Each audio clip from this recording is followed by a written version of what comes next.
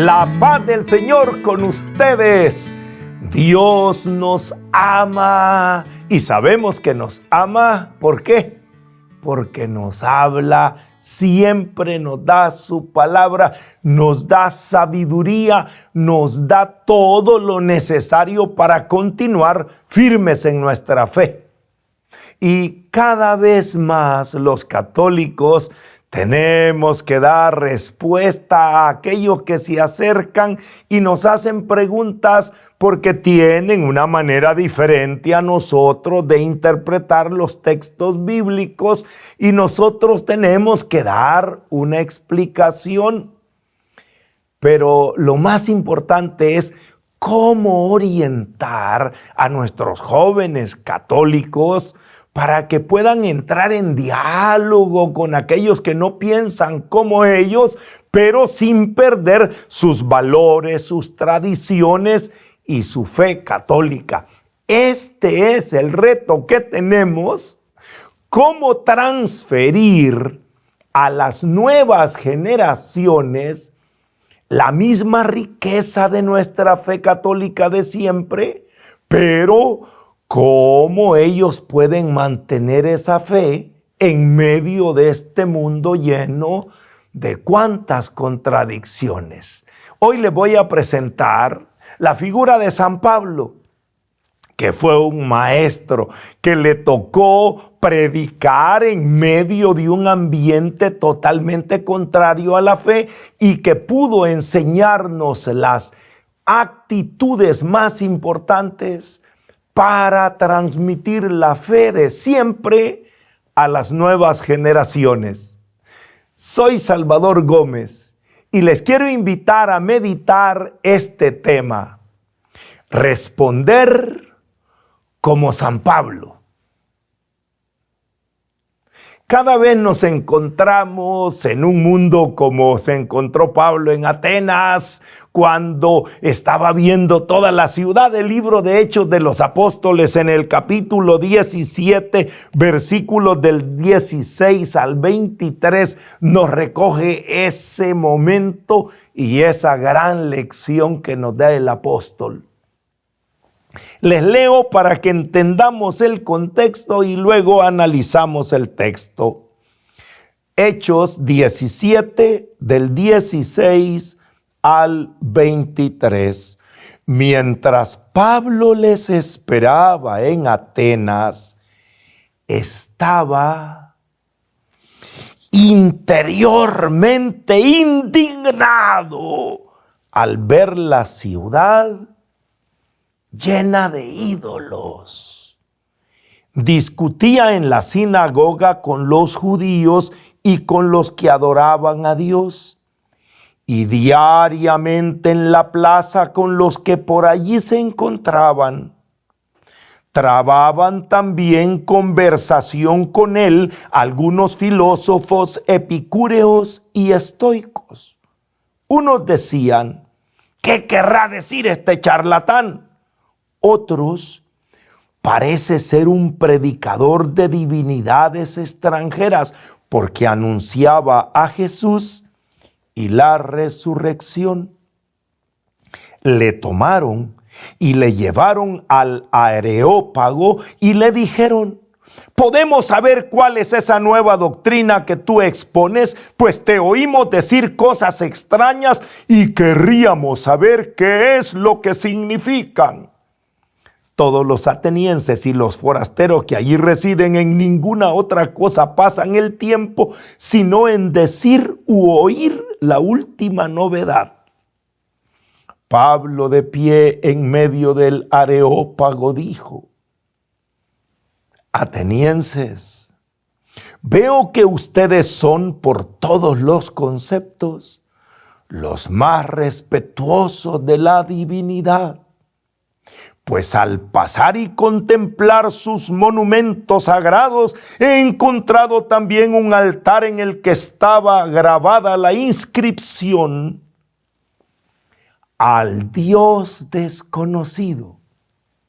Pues bien, lo que adoran sin conocer, eso les vengo a anunciar. Palabra de Dios, te alabamos, Señor. ¡Qué genial! Y qué escuela para nosotros hoy que vivimos en ese mundo lleno de ídolos, lleno de opiniones. Él hablaba con los judíos que adoraban a Dios, con los que estaban en la plaza, con los filósofos epicúreos, con los filósofos estoicos. Eran todas las corrientes, y me encanta lo que dice Hechos. Los atenienses en ninguna otra cosa pasaban el tiempo sino en decir u oír la última novedad. Estaban, diríamos hoy, conectados en internet, viendo todos los memes, viendo todas las noticias, todo lo que comparten, porque ahora no pueden ver todas las novedades y todas las opiniones. Pero volvamos al punto. A veces nosotros también estamos así. Este dice una cosa, el otro dice otra, y nos preguntan, a ver, ¿podríamos escuchar lo que tú predicas? ¿Qué es tu doctrina? Y aquí es donde se nos da la oportunidad de exponer la riqueza de nuestra fe. Cada pregunta que te hagan es una gran oportunidad si tienes las 3 cualidades esenciales que nos enseña San Pablo. Vamos a entrar, esto es emocionante. Número 1, la capacidad de observar y escuchar. Escucha y observa. San Pablo dice que estaba viendo la ciudad llena de ídolos. Estaba oyendo a los judíos, oyendo a los filósofos. Esa capacidad de escuchar, y sobre todo cuando nosotros vamos a responder, lo primero que debemos hacer es tratar de entender lo que nos están diciendo. Tratar de cuál es la pregunta que te están haciendo. No te ofusques, escucha la pregunta. Trata de analizar los argumentos. Si es una persona que no es católica y te saca un texto bíblico, entonces analiza. ¿Cuál es la pregunta que me está haciendo? ¿Y en qué texto bíblico se está basando para argumentar? Yo tengo que observar, tengo que escuchar, analizar antes de hablar. San Pablo es un maestro, está observando, está oyendo, está viendo, pero no está hablando. Número dos. El apóstol San Pablo dice que pudo contener la indignación. Esto, hermanitos, necesita mucha inteligencia emocional. Estaba interiormente indignado porque la ciudad está llena de ídolos. Por lo que decían los filósofos, epicúreos y estoicos representaban los pensamientos más contradictorios de esa época. Los epicúreos eran aquellos que decían que hay que buscar el placer, que hay que buscar comer y beber, pasarla bien, que la filosofía de la vida era, diríamos hoy, dale a tu cuerpo Macarena, aprovéchate gaviota, después de esta no hay otra. Esa era la filosofía epicúrea. Y los estoicos eran lo opuesto. Hay que tener mesura, hay que tener dominio propio, hay que ser gente que resiste el dolor. De ahí quedó la palabra estoicismo, que quiere decir esa capacidad de resistir, esa resiliencia. Y Pablo los oía a todos y decía, pero es que este es lo que está diciendo, el otro lo que está diciendo, pero interiormente estaba molesto, pero exteriormente tranquilo. Les voy a recordar lo que ya les he dicho muchas veces. Cuando entras en diálogo con personas que no creen como tú, con personas que tienen puntos de vista diferentes. Si te enojas, pierdes. Oye bien, el que se enoja, pierde. Y mucho menos, ten mucho cuidado de no atacar a la persona que te está haciendo la pregunta, de no humillar, de no ser irónicos, de no atacar a la persona. Es posible que tengan malas intenciones, porque ahora la gente, cuando atacan a la Iglesia Católica, la intención es quitar la credibilidad, la intención es hacer dudar para que cada vez más los católicos abandonemos la iglesia. ¿Para qué? Para poderte llevar a otra iglesia. Mira, las intenciones pueden ser malas, pero las personas no. Las personas son hijos de Dios. Y tú tienes que contener la indignación porque a veces dan ganas de decirles que eres un hijo de Dios. Si logras manejar esa indignación interior, porque San Pablo estaba como estaba, interiormente indignado, pero no exteriormente. ¿Por qué? Porque si tú empiezas a decirle a alguien que te hace una pregunta, es que usted es un ignorante, es que usted es un hereje, es que usted no lee bien, todos los que te están oyendo se van a poner a defender al que estás atacando y ya tus argumentos no los van a escuchar. Porque esas falacias ad hominem, o sea, cuando tú atacas a la persona, quiere decir que tus argumentos no son buenos. Cuando se empieza una discusión y comienzas a atacar a la persona y no las ideas y no los argumentos, ya perdiste la discusión. Eso es propio de un dictador. Cuando alguien dice una cosa y el otro lo que hace es mandar a la policía que te meta a la cárcel, todos sabemos, no tiene argumentos, lo que tiene son armas. Y cuando no tenés argumentos, tenés que imponerte por la fuerza. Y eso ya no estamos aceptándolo. La mayoría de personas quiere, presenta tus argumentos, como le dijeron a Pablo, aunque lo insultaron, le dijeron, te parece un charlatán, quiero ver qué es lo que estás diciendo. Él les pudo haber dicho, charlatanes ustedes, idólatras ustedes, pero hasta allí hubiera llegado su oportunidad. No pierdas la oportunidad que te están dando de hablar de cosas que para ti son importantes, aunque las intenciones y las preguntas que te están haciendo no sean las más correctas. Entonces, el punto ¿cuál es? Respira. Cálmate. No pierdas tu equilibrio emocional, porque en una discusión de ideas, el que se enoja pierde, porque empieza a atacar a la otra persona y puedes tener razón en lo que dices, pero quedó muy mal la forma como lo dijiste. Y muchos van a decir, sí, lo que dijo es cierto, pero la manera como se lo dijo, mira cómo se lo dijo, eso hay que cuidarlo. Número 3, ahora pasémonos al número 3. Hay que encontrar la puerta para entrar y hablar de lo que verdaderamente es importante. El apóstol San Pablo fue genial cuando le dijeron, charlatán, párate y háblanos. Él se paró y todos en silencio y esperaban a ver qué iba a decir Pablo.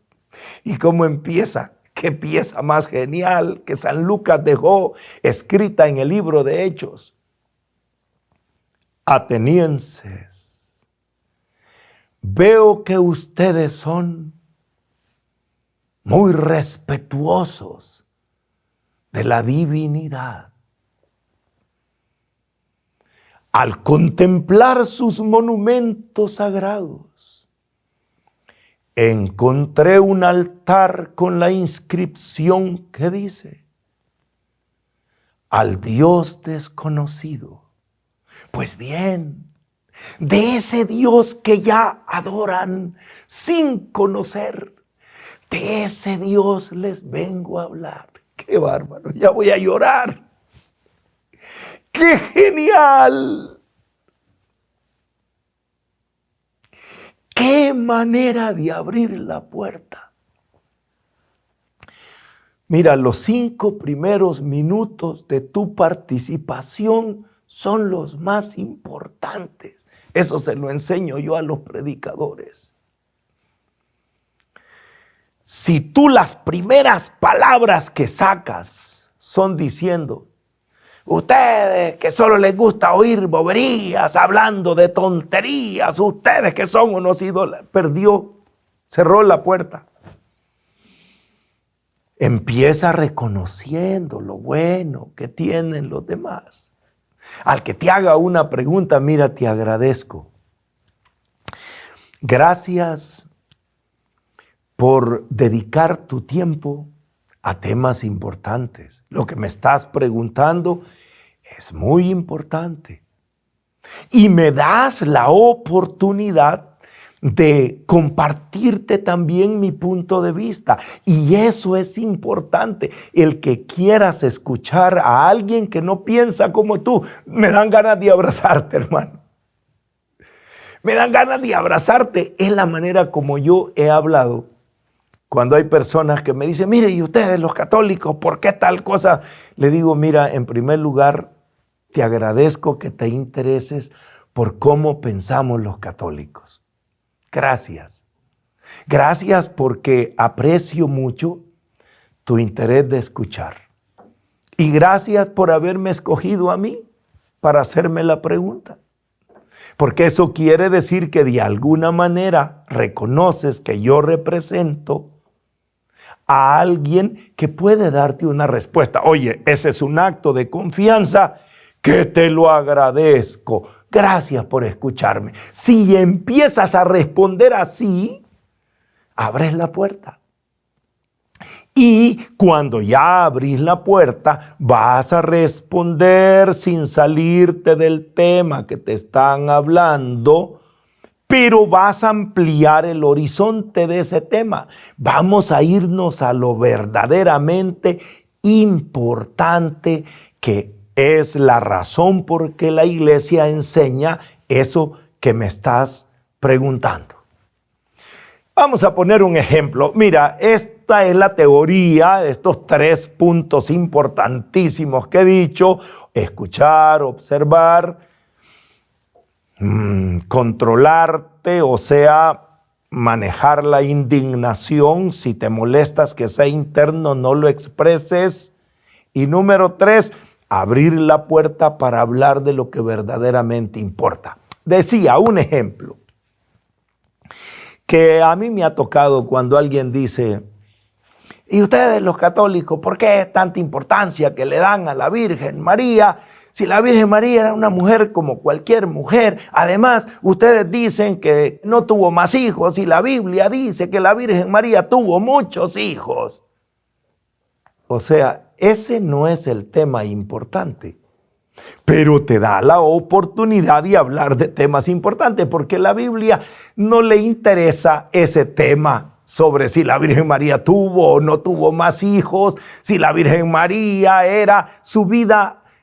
No es el tema importante, pero Él te está dando la oportunidad de hablar de algo importante. Y tú le puedes decir: mira, gracias. Gracias por recordarme a la Madre de Jesús. Porque la Virgen María fue la mujer que Jesús escogió. Fíjate qué privilegio tuvo Jesús. Que si y tú y yo lo hubiésemos podido hacer, no hubiéramos nacido todavía. Si Dios nos hubiera dado la oportunidad a ti y a mí de escoger de qué mujer quisieras nacer, andaríamos buscando todavía en el mundo. Quiero ver esta, quiero ver esta, quiero. Jesús la escogió. ¿Y cómo? Él también la pudo haber formado, la formó. Fíjate que en la Santísima Trinidad, cuando el Padre pensó en la madre de su Hijo, hizo lo que el ángel le dijo a la llena de gracia. Pero te voy a contestar la pregunta que tú me estás haciendo. ¿En qué texto de la Biblia te basas para decir que la Virgen María tuvo más hijos? Ahora vamos a la siguiente parte. Ya dijiste que es un tema importante. Ahora vamos al texto. Y el hermano, por supuesto, que ya lo trae preparado. No creas, y es gente que se prepara. En el Evangelio según San Marcos, no te voy a decir San Marcos, en el Evangelio de Marcos capítulo 6, versículos del 3 y 4, porque siempre van al versículo, ¿verdad? Versículo 3 y 4 dice: ¿no es este el carpintero, el hijo de María y hermano de Santiago, José, Judas y Simón? ¿Y no están sus hermanas aquí entre nosotros? Y se escandalizaban a causa de él. Jesús les dijo: un profeta solo en su patria, entre sus parientes y en su casa, carece de prestigio. Palabra de Dios, te alabamos, Señor. Aquí, en este texto dice que la Virgen María tuvo un hijo, el hijo de María. Y dice que Jesús tenía hermanos. ¿A dónde dice aquí que la Virgen María tuvo más hijos? Yo no leo en el texto que diga: este es uno de los hijos de María. Los otros hijos de María son Santiago, José, Judas, Simón, y las hijas de María son las hermanas que están entre nosotros. Yo no leo eso en este texto. Yo leo que este es el carpintero, el hijo de María, que tiene hermanos y hermanas. Ahora, si tú quieres decir al texto lo que no dice, es otra cosa. Si tú quieres saber por qué lo llama hermanos, aquí mismo Jesús dijo en el versículo 4, un profeta solo en su patria, entre sus parientes, y en su casa carece de prestigio. Llama hermanos a sus parientes. La gente llama hermanos a los familiares de Jesús porque era la manera normal de llamarlos. No, porque si dicen hermanos es que dicen que son hijos de la misma madre. Tranquilo, tranquilo. Si ese es el argumento de que si dice que son hermanos, son hijos de la misma madre, entonces tendríamos que estudiar en el libro del Génesis, en el capítulo 13, versículo 8, cuando Abraham le dice a Lot, Génesis 13, 8, anota, busca en la Biblia, Génesis 13, 8. Dijo pues Abraham a Lot: no haya disputa entre nosotros ni entre mis pastores y tus pastores, porque somos hermanos. Palabra de Dios, te alabamos, Señor. ¿Qué dice Abraham que es Lot? Es su hermano. Entonces era hijo de la misma mamá de Abraham. ¿Sí? Ahora, como tú sabes que no era así, porque Aquí en la Biblia, en el capítulo 12, un capítulo anterior del Génesis, en el versículo 5, dice que tomó a Abraham, a Sarai, su mujer, y a Lot, el hijo de su hermano, con toda la hacienda que había logrado y el personal que había adquirido en Harán, y salió para dirigirse a Canaán. Palabra de Dios, te alabamos, Señor. Aquí dice que Lot era hijo de un hermano de Abraham. Entender la lógica de que si dice que son hermanos, son hijos de la misma mamá, esa señora que es mamá de Abraham, que es mamá de Lot, tuvo hijos con otro de sus hijos, eso se llama incesto.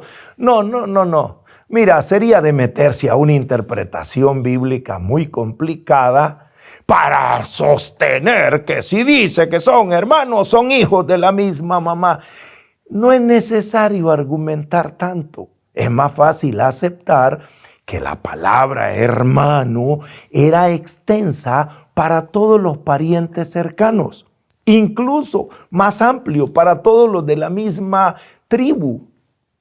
Para todos los que ahora llamamos paisanos, ellos eran hermanos. Si no, puedes leer en el libro primero de Crónicas, en el capítulo 9, libro primero de Crónicas, capítulo 9, versículos del 6 al 13, y ahí vas a encontrar personas como Jeruel. En el versículo 6 dice, Jeruel y sus hermanos 690. 690 hermanos tuvo Jeruel.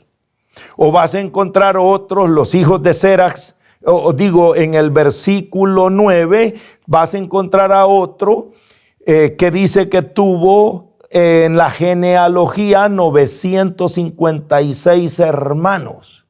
Y si sigues leyendo hasta el versículo 13, vas a encontrar a otro que era hijo de Imier y sus hermanos, que eran jefes, 1760 hombres. Oye, la palabra hermano tiene un significado muy amplio para todos los parientes, para todos los de la misma tribu. Entonces, la Biblia no dice que la Virgen María tuvo más hijos, dice que Jesús tenía hermanos. Pero déjame, ya que te interesa el tema, ¿sabes cuál es el tema? El tema importante es la virginidad de la Virgen María. ¿Y por qué es importante este tema? ¿Por qué la Iglesia Católica dice que la Virgen María concibió por obra del Espíritu Santo y que Jesús es el único hijo de la Virgen María? ¿Sabes por qué? Por lo que el ángel le dijo a San José. En el Evangelio según San Mateo, en el capítulo 1, versículo del 21 en adelante, cuando el ángel le habla a José a través del sueño. Voy a leerte solo el versículo 21 al 23. Dará luz a un hijo y le pondrá por nombre Jesús, porque él salvará a su pueblo de sus pecados. Todo esto sucedió para que se cumpliera lo dicho por el Señor por medio del profeta. Ved que la Virgen concebirá y dará a luz a un hijo y le pondrá por nombre Emmanuel, que traducido significa Dios con nosotros. Palabra de Dios, te alabamos, Señor. Esto es lo importante. San José está recibiendo esa revelación. La profecía de Isaías 7:14 era: nacerá de una virgen. Y el ángel le dice: dará a luz a un hijo. Y ese hijo, le ha dicho ya antes, es el Hijo de Dios, es el Mesías prometido. La señal que tenía prometida el Señor es que iba a ser hijo de una virgen. Y aquí el tema que la iglesia estuvo defendiendo siempre es que Jesús es el Mesías prometido y que iba a nacer de una virgen. Los judíos no aceptaban eso. Los judíos obviamente rechazaron eso. Lee San Lucas capítulo 4, versículo 22. En San Lucas 4, 22 lo que dicen es: si este es el hijo de José, el carpintero, el hijo de José. O sea, ellos no aceptaban que la Virgen María fuera virgen. Ellos creían que era un parto natural, o sea, que era un matrimonio, lo natural, lo que todo mundo puede pensar, que si son pareja, pues tienen vida sexual y tienen hijos. Pero San José había entendido que él era llamado para ser el custodio de esa profecía. Esta madre será madre de un hijo, y será una madre virgen. Por eso es que la iglesia le importó el tema. Mira, si los católicos hubiesen querido honrar a la Virgen María, hubieran dicho de la Virgen lo que se dice de Abraham, que tuvo muchos hijos, porque tener muchos hijos era signo de mucha bendición. Pero aquí no se trataba de la Virgen. Este no es un tema de mariología, es un tema de cristología. El tema es: ¿Jesús es o no es el Mesías? Ese es el tema. Claro que Jesús es el Mesías prometido. Entonces, ¿nació o no nació de una madre virgen? Claro que era virgen. ¿Y cómo vas a decir que era virgen si tuvo, por lo menos, si quieres ser demasiado literal, para que diga, menciona 4 hombres, y hermanas, pongámosle por lo menos 2, 6 hijos más? Y esa es la Virgen con 6 hijos, con 7 hijos. ¿Y a dónde está lo que dijo el ángel que iba a tener un hijo? Ah, no, es que el primero sí era cuando era virgen, pero todos los demás no. ¿Cómo vas a explicar? Eso era la discusión. Y mira, el primero que habló de eso, ¿sabes quién fue? San Ignacio de Antioquía. Claro, tú no conoces quién es San Ignacio. Es posible, métete en Google, métete quién era San Ignacio de Antioquía, te vas a llevar una sorpresa enorme. Era discípulo de San Juan, el evangelista, el que vivió, el que se llevó a la casa a la Virgen María. ¿Te puedes imaginar el amor que San Juan tenía por la mamá de Jesús, y era el discípulo amado que se quedó con la madre? Y este San Ignacio era el discípulo de San Juan, le transmitió ese amor enorme a la Virgen. Y San Ignacio en el año 107, todavía en los primeros años del cristianismo, defendió a la Virgen María como madre virgen. Y como los judíos discutían, después Orígenes en el 254 se tira un discurso. Más tarde San Atanasio, ese sí que sacó la espada, San Atanasio fue fuerte en el 330. Y San Juan Crisóstomo, hermano, en el año 400, San Juan Crisóstomo se echó unos discursos sobre la virginidad de María, hasta que llegó el concilio de Éfeso en el año 431, cuando ya dijeron: no se hable más del tema. María es virgen en el parto, o antes del parto, en el parto y después del parto. Y ahí todos los filósofos quebrándose la cabeza: ¿cómo puede ser eso? Mira, el que resolvió eso fue de un sescoto años más tarde. Dice: Dios lo quiso, Dios lo pudo hacer, pues Dios lo hizo. Si el Señor quería que la madre fuera virgen y que esa era la señal, Él nació de una madre virgen y mantuvo a esa madre virgen. Pero no es para honrar a María. Es porque la virginidad de María era un signo de que Jesús es el Mesías. Tal vez ayude un poquito ir a documentos que, gracias a Dios, los católicos tenemos. Hay un libro que se llama El Magisterio de la Iglesia de Enrique Deisinger, que recoge mucho de lo que han escrito los santos padres, los primeros siglos del cristianismo. Y aquí hay una carta que San Ciricio, que era papa, el sucesor número 38 de San Pedro en Roma, escribe una carta para San Anicio, que él era obispo de Tesalónica. Allá por los años, en el año 392, más o menos, allá entre el 384 al 398 es que San Ciricio estuvo como papa.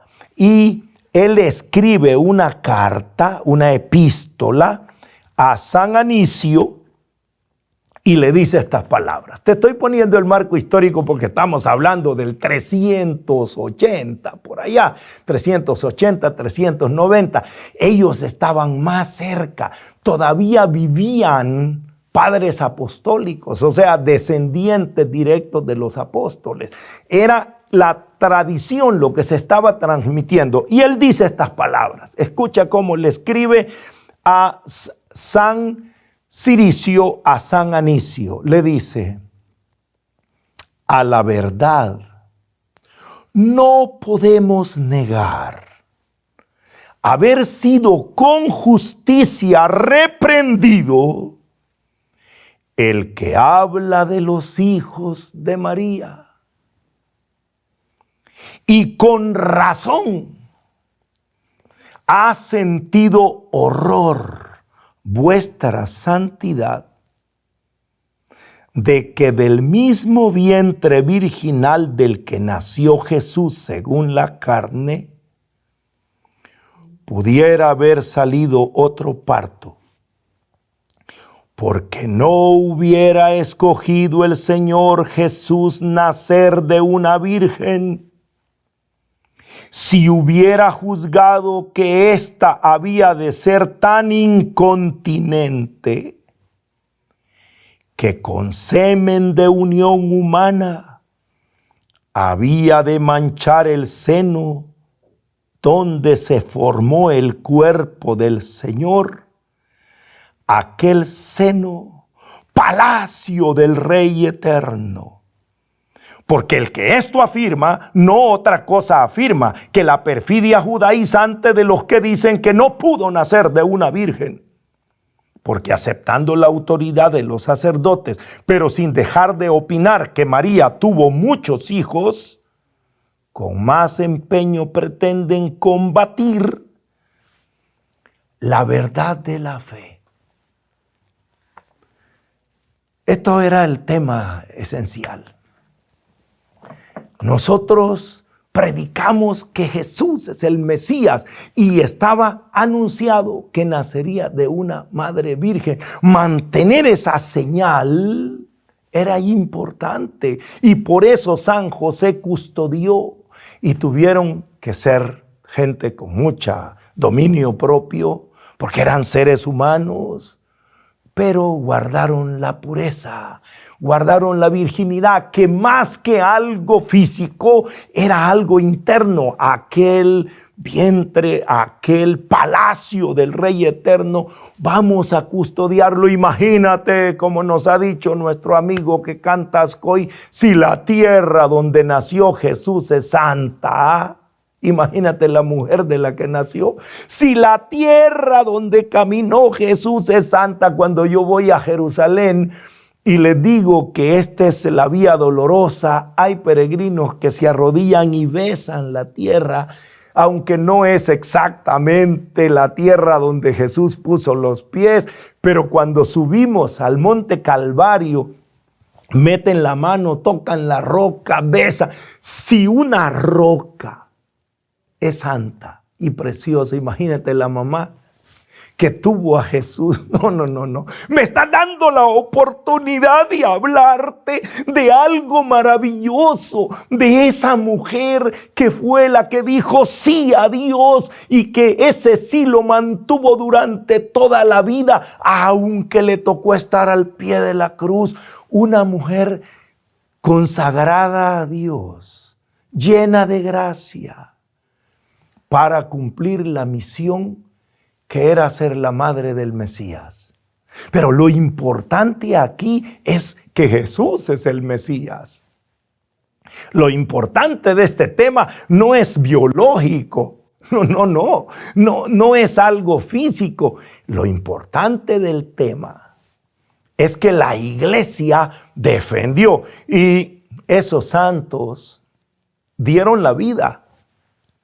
San Ignacio de Antioquía murió mártir porque en Roma querían que adorara a los dioses romanos, y él dijo: mire, a mí mátenme, yo doy mi vida. Para mí solo Jesús es el único Señor. Él es el Mesías prometido y Él nació de una virgen, y yo aquí muero. Lo único, dice, es que los otros cristianos sufren porque no quieren que me maten, pero a mí, dice, mátenme, yo por Cristo doy la vida. Ese era el fondo. Hermano, hermana, a veces nosotros estamos discutiendo cosas secundarias y tal vez tengas razón de que unos católicos expresen aparentemente quizá mayor devoción o mayor amor a la Virgen, y que tal vez a Jesús no le dan el lugar, pero esa no ha sido la historia de la iglesia. La enseñanza de la iglesia es que si apreciamos a María es por ser la madre del Mesías, y por eso te vas a fijar, observa que todas las imágenes de la Virgen no tienen al niño en el brazo, o está embarazada, como la Virgen de Guadalupe, que me encanta, ¿no? Con ese signo de las mujeres embarazadas, una cinta negra que se tiene en su vientre, y por eso se dice las mujeres están encinta, porque ese era el símbolo. Mira, la Virgen de Guadalupe dice: aquí está el Mesías, aquí está el verdadero Dios por quien se vive. Nosotros honramos a la Virgen porque todo lo que en ella hay nos lleva a Cristo. Todo lo que ella dice es: hagan lo que Él les diga. Todo lo que ella enseña es hacer la esclava del Señor. Lo que ella dice: mi alma alaba al Señor, mi espíritu se alegra en Dios mi Salvador. Oye, gracias por haberme dado la oportunidad de hablar con tu pregunta sobre la Madre de Jesús, que es un gran modelo. No solo para las madres, para todos los que queremos ser discípulos de su Hijo.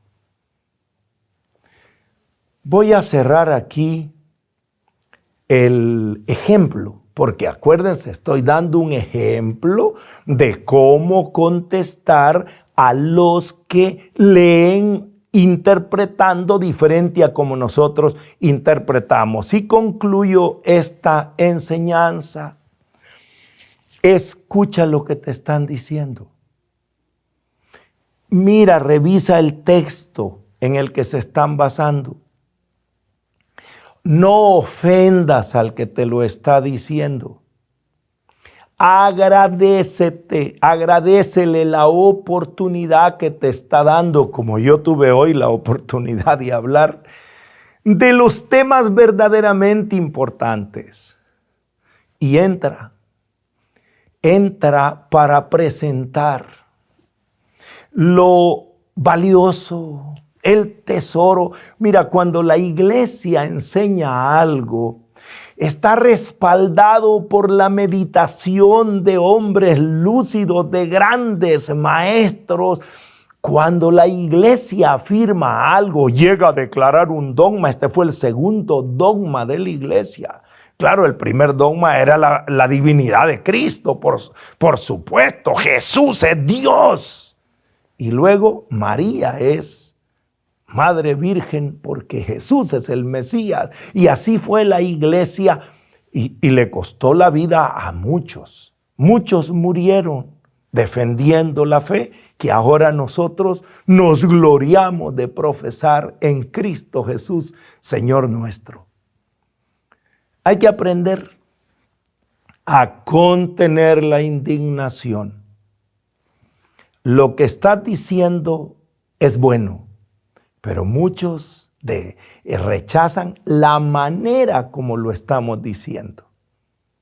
Y San Pablo encontró la manera, aunque no tuvo tampoco buen resultado. Dice que al final le dijeron, otro día nos hablas de eso, no queremos seguir escuchando, pero se convirtió, aunque sea uno, Dionisio, que después fue San Dionisio, se convirtió, pero no importa el efecto que ahora se tenga.